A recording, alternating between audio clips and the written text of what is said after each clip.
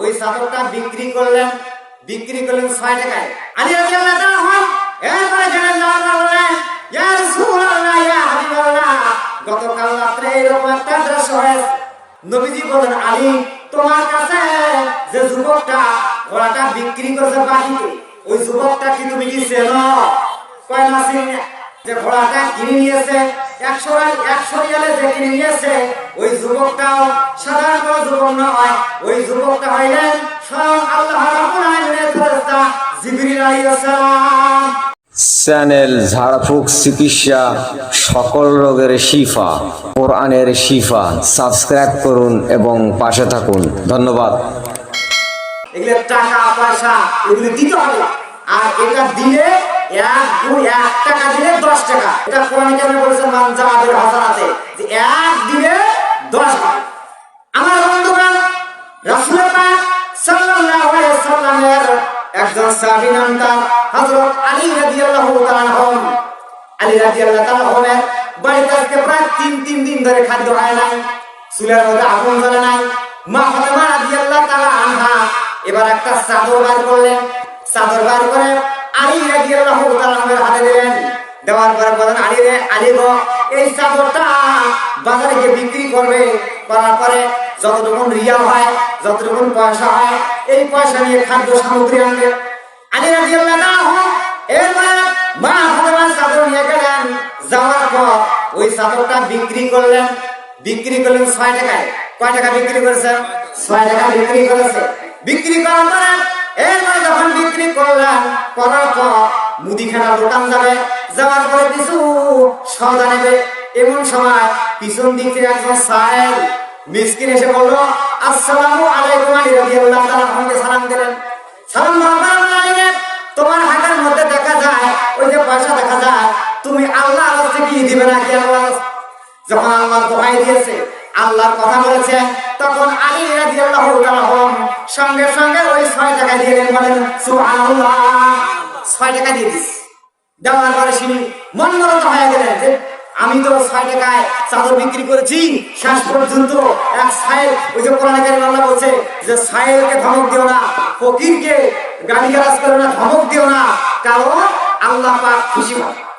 আমার বন্ধুগণ, এবারে যখন 6 টাকা দিলেন, দেওয়ার পর একটা যুবক কিছুক্ষণের মধ্যে এসে বলল, ওই রাস্তার মধ্যে একটা ঘোড়া দেখা যায়, এই ঘোড়াটা আমি বিক্রি করবো, ঘোড়াটা তুমি কিনে নেবে নাকি?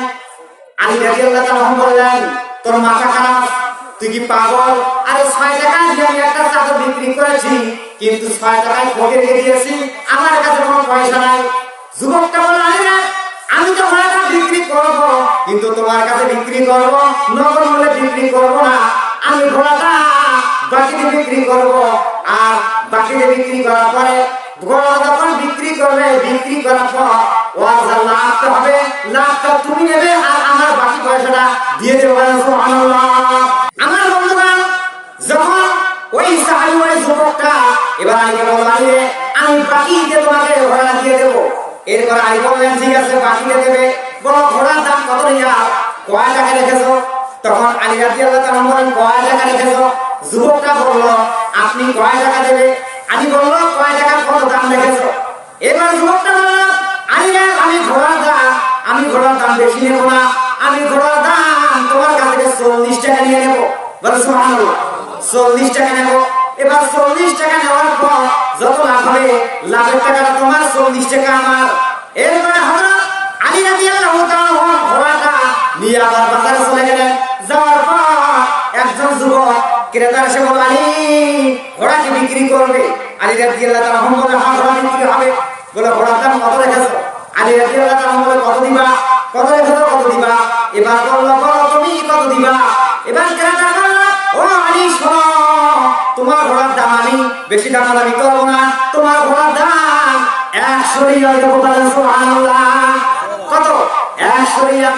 যখন 100 টাকা ঘোড়া বিক্রি করলেন, করার পরে আলী রাদিয়াল্লাহু তাআলা ওই পয়সা নিয়ে মুদির দোকান যাচ্ছেন, তখন পিছন দিক থেকে যে বাকিতে ঘোড়া দিয়েছে, উনি জামা টেনে ধরলেন।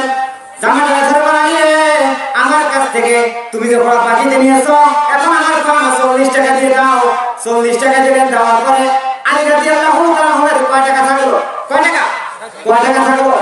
60 টাকা। ফকিরকে কয় টাকা দিয়েছে? কয় টাকা?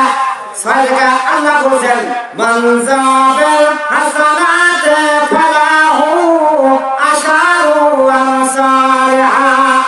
আল্লাহ সুবহানাহু ওয়া তাআলা বলেন আমার কোন হৃদয়বান বান্দা, হৃদয়বান বান্দি যদি আমার উদ্দেশ্যে আমাকে খুশি করবার জন্য ওই মসজিদের উন্নতি করার জন্য একটি টাকা দান করে, আমি আল্লাহ পাক তার জন্য 10 গুণ বাড়াতে বলেন সুবহানাল্লাহ।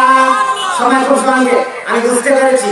এই জন্য এরপর আলী রাদিয়াল্লাহু তাআলা সঙ্গে সঙ্গে তরিকে কিছু বাজার সওদা নিলেন, নেওয়ার পরে বাড়ি গেলেন। বাড়ি যাওয়ার পরে মা ফাতেমা রাদিয়াল্লাহু তাআলাকে খানাগুলো দিলেন। তরকারি জোগাড় করো, রুটি তৈরি করো, তরকারি রান্না করো, আর এই বাকি পয়সাগুলো রেখে দিয়ে দাও। মা ফাতেমা বললেন আলী না, তুমি তো মাত্র একটা চাদর বিক্রি করেছো, চাদরটা কয় টাকায় বিক্রি করেছো? কয় রিয়ালে বিক্রি করেছো? আলী রাদিয়াল্লাহু তাআলা বলেন 6 রিয়াল বিক্রি করেছি। মা ফাতেমা বলেন 6 রিয়াল বিক্রি করেছো, কিন্তু এত পয়সা পেলে কোথায়? এত টাকা পেলে কোথায়? আমার আপনার স্ত্রী হয়ে গেল বলে ঠিক আছে, ভালো আছে, কিন্তু দেখেন বিশ্ব নবীর একজন কন্যা এবং সাহাবায়ে কেরামের স্ত্রীকে দেখেন, শিক্ষা না। এরপর আলী রাদিয়াল্লাহু তাআলা এরপরে ঘটনা শোনালেন, শোনার পরে বললেন ফাতেমাকে বললেন ও ফাতেমা তুমি কি আল্লাহর কোরআন পড়ো নাই? আল্লাহ সুবহানাহু ওয়া তাআলা বলেছে 1 টাকা দান করলে আল্লাহ পাক 10 টাকা দেবে, বলেন সুবহানাল্লাহ। বিক্রি হয়ে গেল। যখন বাজার সওদা আনলেন, আনার পরে বিশ্বনবী জনাবে মুহাম্মদ রাসূলুল্লাহ সাল্লাল্লাহু আলাইহি ওয়াসাল্লাম মসজিদুল নববীর মধ্যে গেলেন পরের দিন ফজর নামাজ পড়ার জন্য। ফজর নামাজ পড়লেন, পড়ার পরে বিশ্বনবীর দরবারে গেলেন হযরত আলী রাদিয়াল্লাহু তাআলা। আলী রাদিয়াল্লাহু তাআলা এরপরে গেলেন বললেন ইয়া রাসূলুল্লাহ ইয়া হাবিবাল্লাহ, গতকাল রাতে এরকম একটা দৃশ্য হয়েছে। রাসূল পাক সাল্লাল্লাহু আলাইহি ওয়াসাল্লাম মুস্কি মুস্কি হাসতেছেন। নবীজি বলেন আলী তোমার কাছে যে যুবকটা ঘোড়াটা বিক্রি করেছে বাকিতে, ওই যুবকটা কি তুমি কি চেনো? কয় না চিনি না। আল্লাহ নবী বলেন ও আলী তুমি যে ওই যে ফকিরকে 6 টাকা দিয়েছো, আল্লাহ সুবহানাহু ওয়া তাআলা খুশি হয়েছে, এই জন্য ওটা সাধারণ কোন যুবক নাই, ওইটা আল্লাহ সুবহানাহু ওয়া তাআলা একটা যুবকের আকৃতি দিয়ে ওটা স্বয়ং ইসরাফিল আলাইহিস সালাম ফেরেশতাকে বানাইতে, বলেন সুবহানাল্লাহ। ইসরাফিল এবার নবী বলেন আলী তোমার কাছ থেকে ঘোড়াটা 100 রিয়াল কিনে নিল, এই যুবকটা কি তুমি চেনো? আলী বলেন না চিনি না। এবার নবী বললেন ও আলী তোমার কাছ থেকে যে ঘোড়াটা কিনে নিয়েছে 100 রিয়ালে যে কিনে নিয়েছে, ওই যুবকটাও সাধারণ কোনো যুবক নয়, ওই যুবকটা হইলেন স্বয়ং আল্লাহ রাব্বুল আলামিনের ফেরেশতা জিবরিল আলাইহিস সালাম। বলেন আল্লাহু আকবার। দেখেন আল্লাহ সুবহানাহু ওয়া তাআলা বলেছে যে ইন্নাল্লাহা আশতারা মিনাল মুমিনিনা আনফুসাহুম, যে ঠিক আছে বুঝতে পেরেছি। এই জন্য আল্লাহর মাল আল্লাহর কাছে গেছে। আমি আপনাদের কাছে আশাবাদী যে এইটা প্রথম বার্ষিকী মাহফিল, আমার ওস্তাদ মোহাম্মদ আনোয়ার সরকার উনি আসবে, প্রাণ খুলে কথাবার্তা বলবে, আমরা শুনবো। 22 তারিখে কি চলছে প্রোগ্রাম, লাগাতার প্রত্যেক দিন চলছে। এই জন্য ভাই প্লিজ আপনারা বাজার ঘাটে কোনো বিরক্ত করবেন না, এই মাহফিলটাকে অবস্থ করবেন না। এই কোরআন আমি ফার্স্টে বলেছি, এই কোরআনেই জান্নাত নিয়ে যাবে, কোরআনেই জাহান্নাম নিয়ে যাবে। এই জন্য আপনার কি করণীয় যে আমরা এখানে শুনতে আসবো, আল্লাহর হুকুম মাফিক অনুযায়ী আমরা ইবাদত বন্দেগী করব। আবার শুধু কেউ করে কি নামাজ পড়ে হজ যাকাত পড়ে আবার বিড়ি খায়, আবার সিগারেট মদ গাঁজা ফ্রাস খেয়ে এক মাহে রমজান মাসে মাহে রমজান মাসে আমাকে আমার মসজিদের মুসলিম প্রশ্ন করছিল, হুজুর শুকান কোন জিনিস খাওয়া যাবে? শুকান কোন? আমি চিন্তা করলাম এই হারাম হালাল বিড়ি খেয়ে,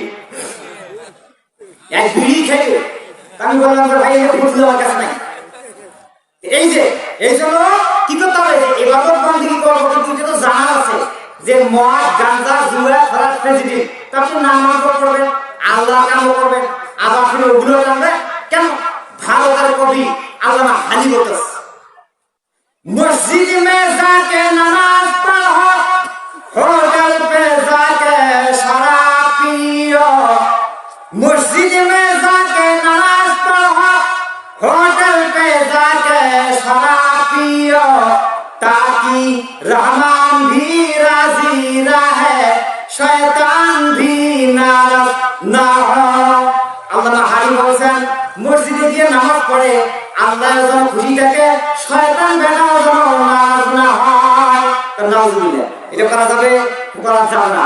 সম্মানিত উপস্থিতি, যতটুকু কথাবার্তা বললাম এই কথাবার্তার উপর ভিত্তি স্থাপন করে আমাদেরকে বাকি জীবনটা ইবাদত আমল করার তৌফিক দিতে। আমিন।